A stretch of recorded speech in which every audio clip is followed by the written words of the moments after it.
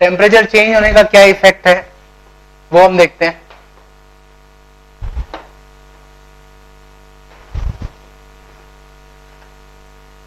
ये हमने ग्राफ बनाया किसी टेम्परेचर पर, ये मोस्ट प्रोबेबल स्पीड है। टेम्परेचर अगर बढ़ाते हैं तो जो नया ग्राफ है वो इस तरह से बनता है। तो टेम्परेचर बढ़ाने पर क्या नजर आ रहा है हमें? टेम्परेचर बढ़ाने पर डेफिनेटली जो हाई स्पीड से चलने वाले मॉलिक्यूल्स हैं उनकी संख्या बढ़ती जा रही है। तो टेम्परेचर बढ़ाओगे, फॉर एग्जांपल पहले से 10% मॉलिक्यूल्स के पास वेरी हाई स्पीड थी, अब टेम्परेचर बढ़ने पर 10 से ज्यादा परसेंटेज ऑफ मॉलिक्यूल्स के पास वो हाई स्पीड होगी, ठीक है। तो दैट इज T1, T2, और फर्दर टेम्परेचर बढ़ाओगे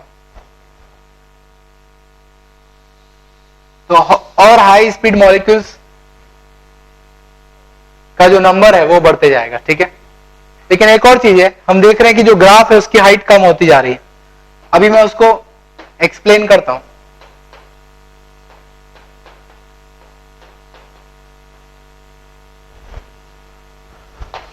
समझना, अगर मैं इस ग्राफ के लिए area under the curve define करूं, जो ग्राफ बन रहा है, if I define area under the curve, what is equal to the area under the curve. Area under the curve को मैथमेटिकली हम कैसे डिफाइन करते हैं? इंटीग्रेशन से। So integration of y dx, तो इंटीग्रेशन ऑफ y की value क्या है? dn by dv into dx मतलब dv का इंटीग्रेशन। तो dv कैंसिल हो जाएगा, बचेगा dn का इंटीग्रेशन हो जाएगा n मतलब नंबर ऑफ मॉलिक्यूल्स।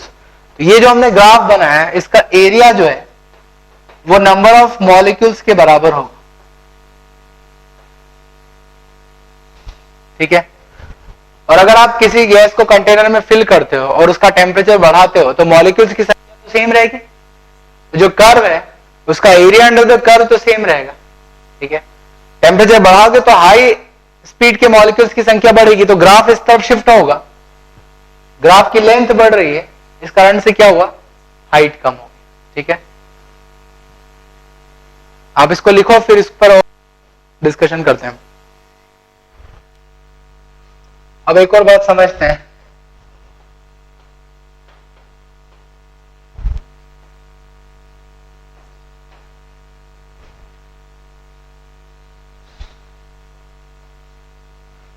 अब इस चीज को समझना, एक केमिकल रिएक्शन में, केमिकल काइनेटिक्स में बहुत काम किया कि कोई भी अगर केमिकल रिएक्शन होती है, या इनफैक्ट कुछ फिजिकल रिएक्शंस की भी मैं बात करूंगा, तो उन रिएक्शंस के लिए कुछ ना कुछ एनर्जी की जरूरत पड़ती है।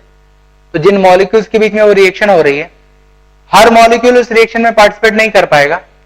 That requires a critical minimum energy, जिसके पास वो मिनिमम एनर्जी होगी वही उस रिएक्शन में पार्टिसिपेट कर पाता है, ठीक है। फॉर एग्जाम्पल आप एक कंटेनर में गैस ले लो और उसमें दूसरी गैस को मिक्स कर दो, तो कुछ ना कुछ रिएक्शन होगी।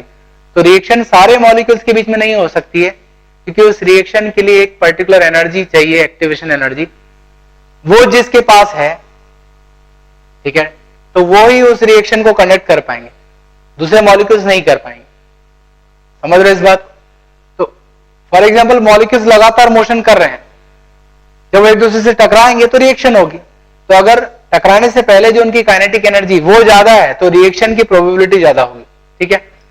दैट मींस जो हाई स्पीड मॉलिक्यूल्स हैं या जो हाई एनर्जी मॉलिक्यूल्स हैं, बेसिकली वो रिस्पॉन्सिबल हैं किसी भी रिएक्शन के लिए। अभी मैं एक एग्जांपल दूंगा आपको, ठीक। तो अब हाई स्पीड या हाई एनर्जी मॉलिक्यूल को हम कैसे डिफाइन करें? तो फॉर एग्जांपल एक स्पीड मैंने ले ली v0, इससे ज्यादा स्पीड के जो भी मॉलिक्यूल्स हैं उसको मैं हाई स्पीड मॉलिक्यूल कहूंगा, ठीक है।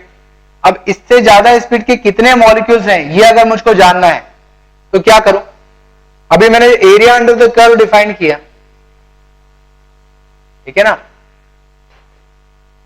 तो अब इसके सिर्फ आगे वाला जो अगर एरिया निकाल लिया जाए तो वो एरिया किसको रिप्रेजेंट करेगा? बोलो, वो एरिया किसको रिप्रेजेंट करेगा? आपने क्या किया? dn को इंटीग्रेट किया है, बट जो स्पीड थी वो कहां से कहां तक ली? v0 से लेके इनफाइनाइट। जीरो से लेके इन्फाइनाइट तक लेते तो पूरा एरिया आता, तो इसके आगे का जो एरिया है वो एरिया किसको रिप्रेजेंट कर रहा है? वो एरिया रिप्रेजेंट कर रहा है number of molecules having speed greater than v not. क्या मेरी बात क्लियर है? पूरा एरिया निकालते तो टोटल नंबर ऑफ मॉलिक्यूल्स के बराबर होता है, तो इस केस में जो शेडेड एरिया है that is equal to number of molecules having speed greater than v not. ठीक है, तो किसी टेम्परेचर पर इतने मॉलिक्यूल्स की संख्या जो है, ये इतने मॉलिक्यूल्स हैं किसी टेम्परेचर पर जिनकी स्पीड बहुत ज्यादा है। अब मैं टेम्परेचर बढ़ा दूं तो टेम्परेचर बढ़ाने पर क्या होगा? देखो नया ग्राफ बन जाएगा। अब इस नए टेम्परेचर पर मैं चाहता हूं, I want to know the number of molecules having speed greater than v not. तो अब नए टेम्परेचर के लिए, नए कर्व के लिए फिर एरिया अंडर द कर्व निकालना होगा। अब जो एरिया अंडर द कर्व है आप समझ सकते हो, अब शेडेड रीजन का जो एरिया है वो बढ़ेगा, मतलब अब ज्यादा मॉलिक्यूल्स के पास हाई और टेम्परेचर बढ़ा दो तो शेडेड रीजन का एरिया और बढ़ते जाएगा। दैट मीन्स जैसे जैसे टेम्परेचर बढ़ता है हाई एनर्जी मॉलिक्यूल्स की संख्या बढ़ते जाती है। ठीक है, और जो रिएक्शन एनर्जी पर डिपेंडेंट है वो रिएक्शन का रेट जो है वो टेम्परेचर के साथ बढ़ेगा। टेम्परेचर बढ़ेगा तो ज्यादा मॉलिक्यूल्स के पास एक सफिशिएंट एनर्जी होगी उस रिएक्शन को कैरी आउट करने के लिए, ज्यादा मॉलिक्यूल्स पार्टिसिपेट करेंगे और रिएक्शन जो है उसका रेट बढ़ जाएगा। एक सिंपल सा एग्जांपल दे रहा हूं मैं।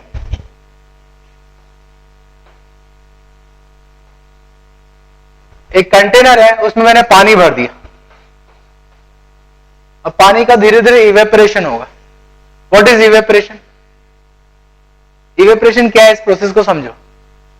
लिक्विड का जो सरफेस है उस पे मॉलिक्यूल्स हैं, कई सारे मॉलिक्यूल्स हैं। मॉलिक्यूल्स आपस में बंधे हुए हैं। जब मॉलिक्यूल्स उस बंधन को, उस बॉन्ड को तोड़ देते हैं तो वो फ्री हो जाते हैं, और जब वो आइसोलेटेड हो जाते हैं, फ्री हो जाते हैं, तो उस स्टेट को हम गैस कहते हैं या वेपर कहते हैं। अभी बंधे हुए हैं तो वो लिक्विड स्टेट में। तो लिक्विड से वेपर स्टेट में जाने की जो प्रोसेस है उसको इवेपोरेशन कहा जाता है। अब इवेपोरेट होने के लिए मॉलिक्यूल्स को, उस बंधन को, बॉन्ड को तोड़ना पड़ेगा, और वो बॉन्ड तभी टूटेगा जब मॉलिक्यूल्स के पास एनर्जी होगी।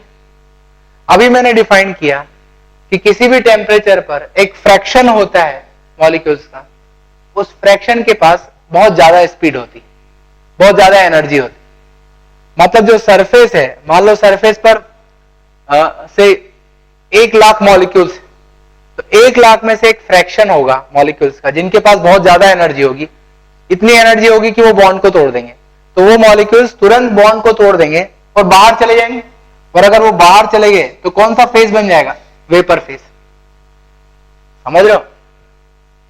तो धीरे धीरे मॉलिक्यूल्स वेपर फेज में जाएंगे और इवेपोरेशन होगा, जो लिक्विड है वो वेपर में चेंज होगा। अब सोचो अगर मैं टेम्परेचर बढ़ा दूं तो क्या होगा?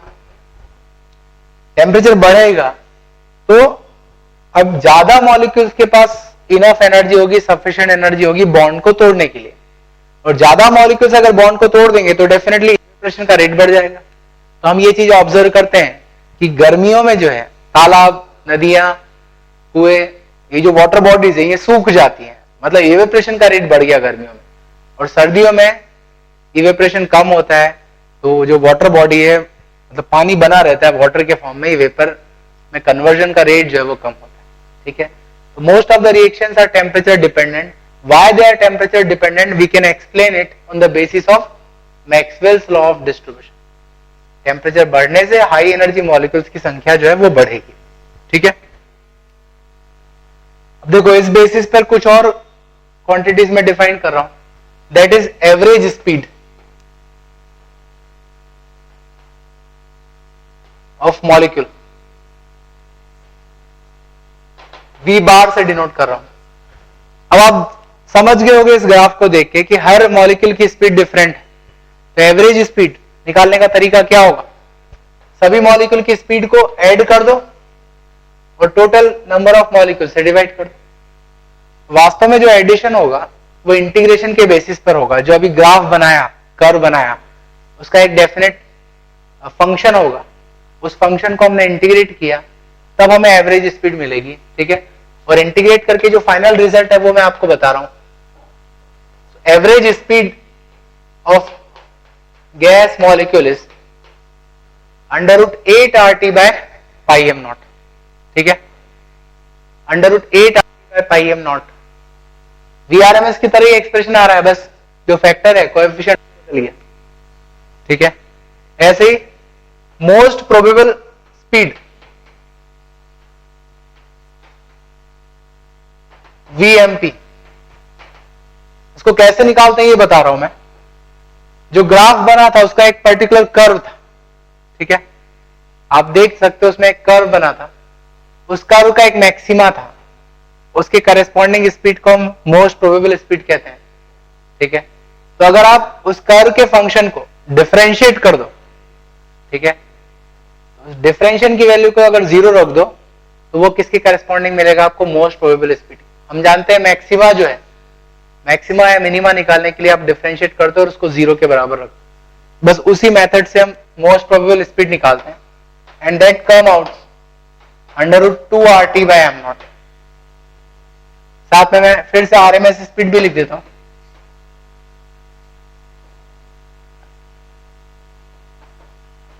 ये कैसे निकालेंगे ये बताया मैंने, स्पीड का स्क्वायर का सम करेंगे,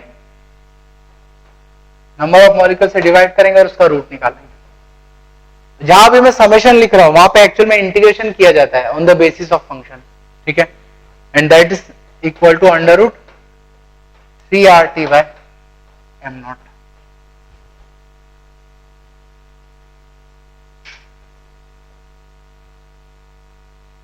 तो हम देख सकते हैं कि किसी भी गैस के लिए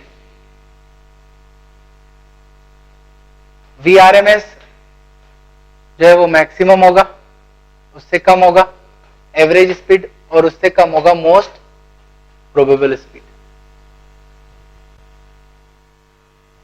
अब देखो कुछ और बातें करूंगा मैं, कुछ जो एजम्पशंस हैं और कुछ और फाइनल पॉइंट्स हैं उनकी बात करूंगा, फिर फाइनली मैं थर्मोडायनामिक प्रोसेस को स्टार्ट करूंगा, ठीक है।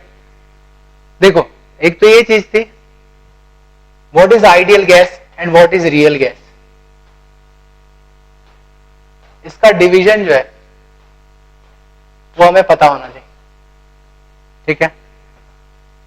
तो सीधी सी बात है, ideal gas is that gas which follows the assumptions of kinetic theory of gases. Ideal gas is that gas which follows assumptions of kinetic theory of gas.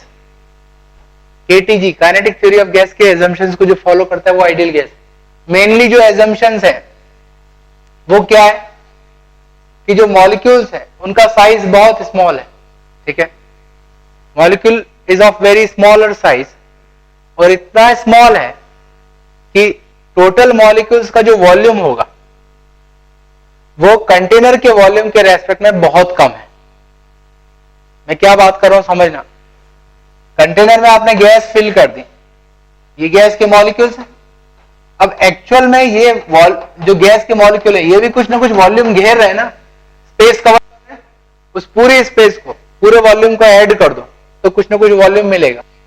वो volume अगर container के वॉल्यूम के रेस्पेक्ट में बहुत छोटा है, ignorable है, तो उस गैस को हम आइडियल गैस कहेंगे। और रियल गैस में जो मॉलिक्यूल्स है उनका साइज जो है वो एप्रिशिएबल होता है, आप टोटल वॉल्यूम को इग्नोर नहीं कर सकते, ठीक है। तो जो पहला एजम्पशन है आप उसको लिख लो, for ideal gas the size of molecule is very small, size of molecule is very small, so total volume occupied by gas molecules, total volume occupied by gas molecules is negligible in comparison to volume of container, is negligible in comparison to volume of container, ठीक है।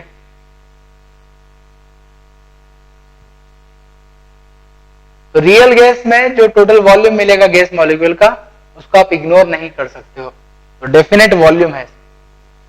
और दूसरा assumption है, जो main assumption है वो है कि मॉलिक्यूल्स के बीच का जो अट्रैक्टिव फोर्स है या जो इंटरेक्शन है वो नेग्लिजिबल है। जब वो एक दूसरे से टकराते हैं, टकराने के दौरान ही एक दूसरे पर फोर्स लगाएंगे, जब वो दूर रहेंगे तो उनके बीच का जो फोर्स रहेगा वो नेग्लिजिबल रहेगा, ऑलमोस्ट जीरो रहेगा। और अगर वही रियल गैस की बात करें तो रियल गैस में मॉलिक्यूल्स के बीच जो अट्रैक्शन है, ठीक है, मॉलिक्यूल्स के बीच का जो इंटरेक्शन है उसको आप इग्नोर नहीं कर सकते हो, हर समय वो फोर्स लगेगा, तो दैट इज नॉट इग्नोरेबल। तो that is one more difference, लिख लो इस चीज को। The force of interaction between molecules, force of interaction between molecules is absent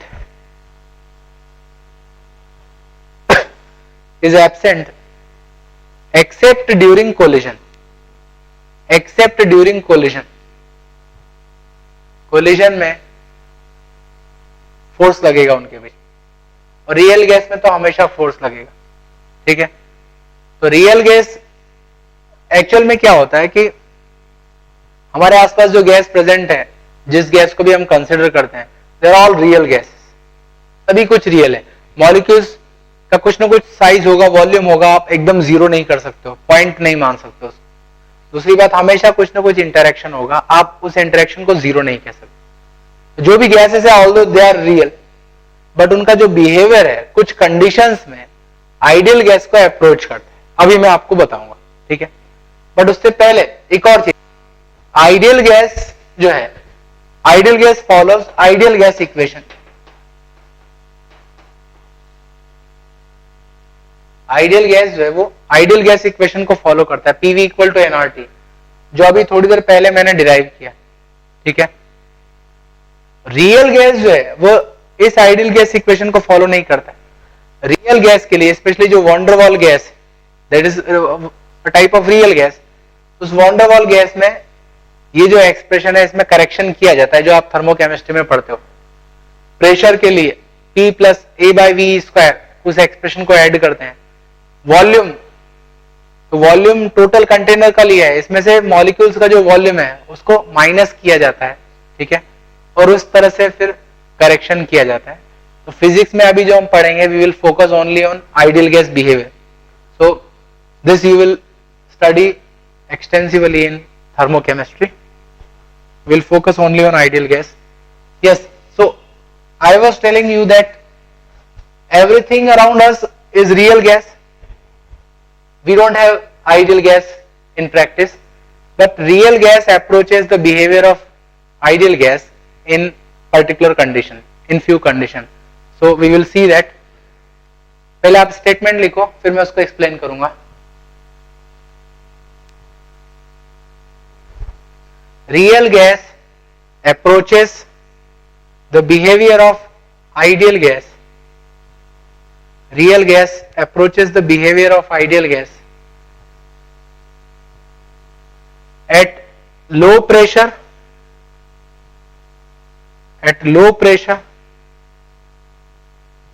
and high temperature, इसको ऐसा भी कहा जा सकता है कि जो काइनेटिक थ्योरी के एजम्पशंस हैं, they are valid at low pressure and high temperature. जो भी एजम्पशंस हैं they become valid at low pressure and high temperature. अब ऐसा क्यों होता है वो हम देखें, समझना लॉजिक। अभी दो एजम्पशन लिए मैंने, एक वॉल्यूम की बात की और एक फोर्स। पहले वॉल्यूम की बात करूं। रियल गैस जो है उसका मॉलिक्यूल जो है का डेफिनेट साइज है, वॉल्यूम है, तो टोटल गैस मॉलिक्यूल का जो वॉल्यूम होगा वो कंटेनर के वॉल्यूम के रेस्पेक्ट में इग्नोरेबल नहीं है, आप इग्नोर नहीं कर सकते, ठीक है। तो इट इज रियल गैस।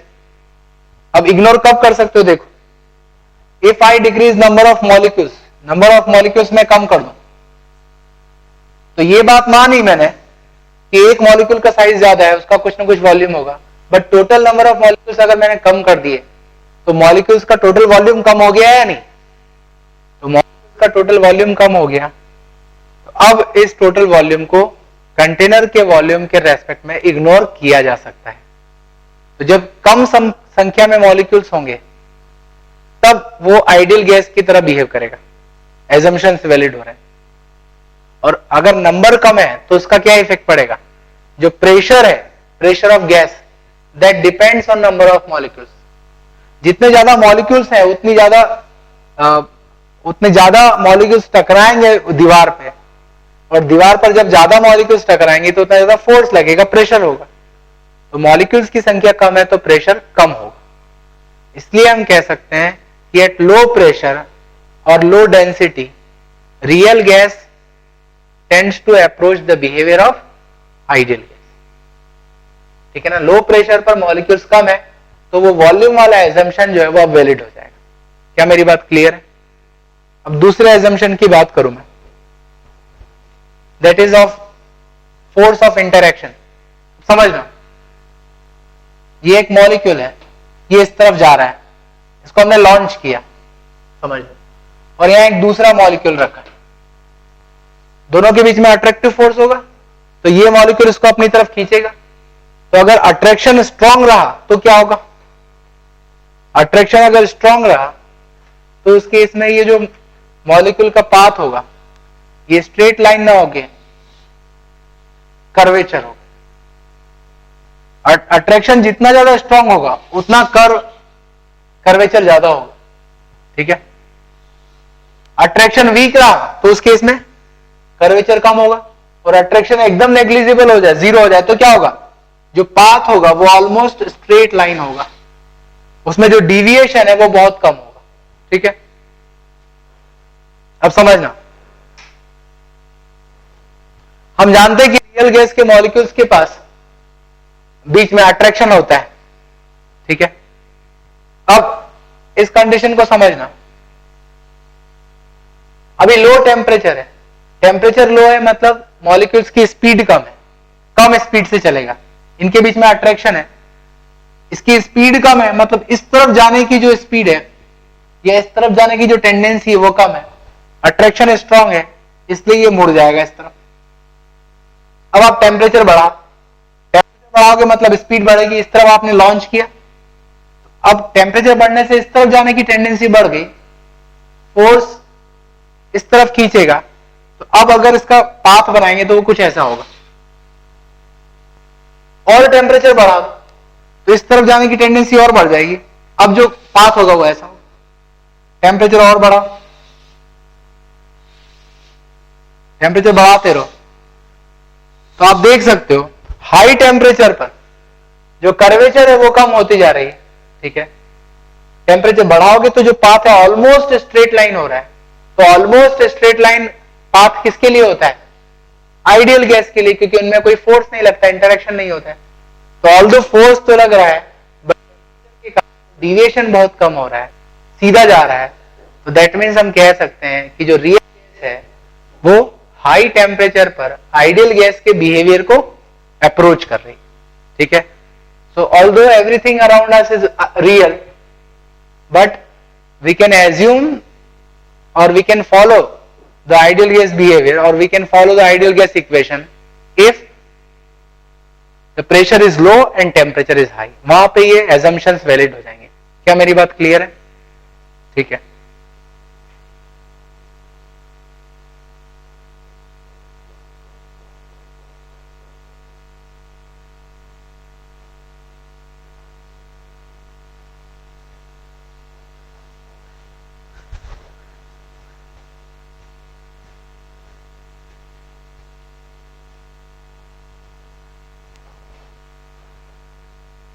अच्छा, कुछ और इस तरह की छोटी छोटी बात है, जैसे अभी हमने आइडियल गैस इक्वेशन लिखा,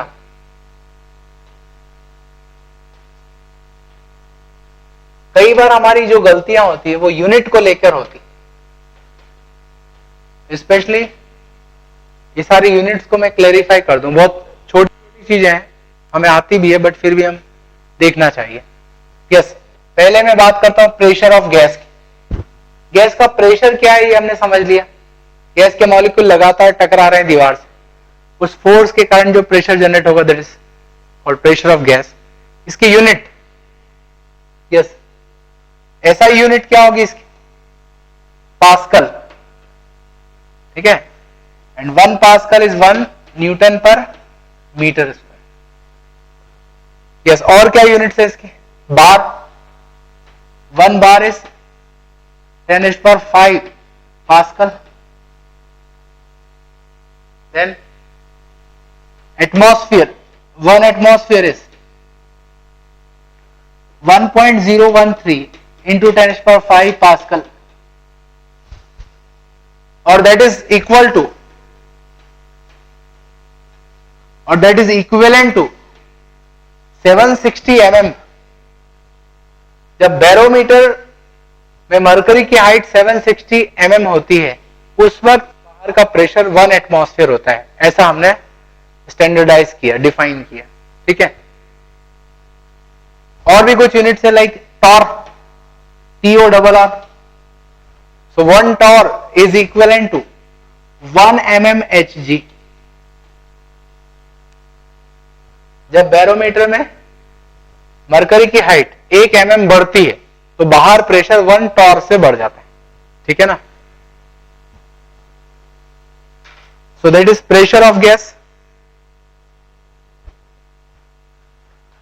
देन वॉल्यूम ऑफ कंटेनर और volume of gas, yes, unit, ऐसा unit, metre cube.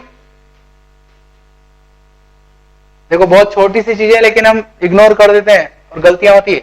1 metre cube is equal to 1000 litre, 1 litre is equal to 1000 centimetre cube, ठीक है।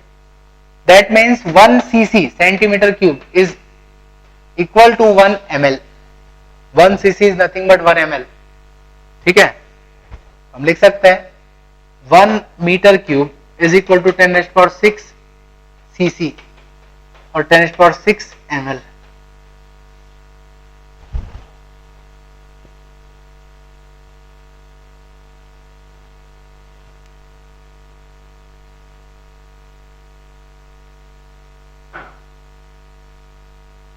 Right, that is volume of gas.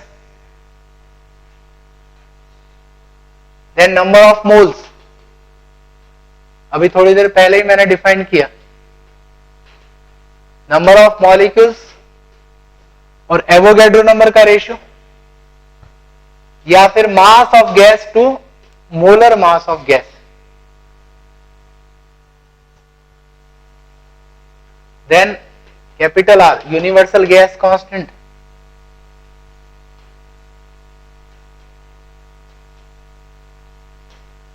that is equal to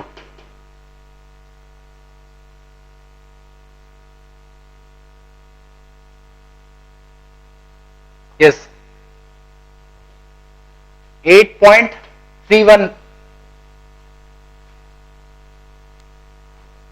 SI unit में। SI unit क्या होगी, PV equal to nRT। R की unit क्या होगी, pressure into volume जो है that is equivalent to joule, या पास्कल मीटर क्यूब भी लिख सकते हो। अभी आप प्रूव कर सकते हो इस चीज को। 1 pascal metre cube is equivalent to 1 joule. Pascal को लिख सकते हो न्यूटन पर मीटर स्क्वायर, ठीक है, और न्यूटन मीटर जो होता है जूल होता है, तो 8.314 जूल पर मोल पर केल्विन, ठीक है। और आप पढ़ते हो इसको 0.0821 एटमॉस्फेयर लीटर पर मोल पर केल्विन। यूनिट बदलेगी तो वैल्यू बदल जाएगी, रिमेंबर। एंड 1.99 और ऑलमोस्ट 2 कैलोरी पर मोल पर केल्विन, ठीक है।